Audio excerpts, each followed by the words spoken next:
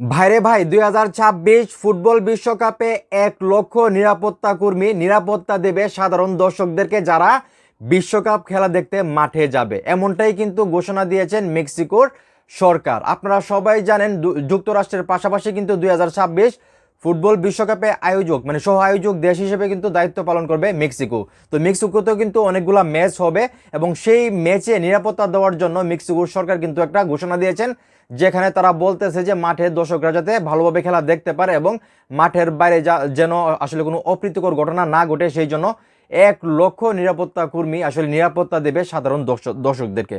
তো এখানে যেটা বলা হচ্ছে, মাদক চক্রের সহিংসতা চলছে মেক্সিকোয়, বিশ্বকাপের সহ আয়োজক দেশ হওয়ায় চলমান সহিংসতায় দর্শকদের নিরাপত্তা দেওয়ার জন্য প্রায় 1 লক্ষ নিরাপত্তা কর্মী মোতায়েনের ঘোষণা দিয়েছে মেক্সিকোর সরকার। তো আপনারা সবাই জানেন মেক্সিকো কিন্তু একটু মাদকের যে ব্যাপারটা এবং মাফিয়ার যে বিষয়টা আছে সেখানে কিন্তু প্রচুর এবং কিছুদিন পর পর কিন্তু মেক্সিকোতে ঝামেলা হয়।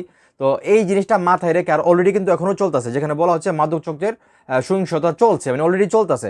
তো এই জিনিসটা মাথায় রেখেই কিন্তু আসলে 1 লক্ষ নিরাপত্তা কর্মী যারা আসলে ফুটবল খেলা দেখতে যাবে খেলার সময় কিন্তু নিরাপত্তা দেবে, কারণ যে কোনো সময় ওইখানে ঝামেলা হয়, মাফিয়াদের মধ্যে ঝামেলা হয়, যারা মাদক ব্যবসায়ী আছে তাদের মধ্যে ঝামেলা হয়। ওই এলাকাটি আসলে এরকম, ওই দেশটি আসলে এরকম।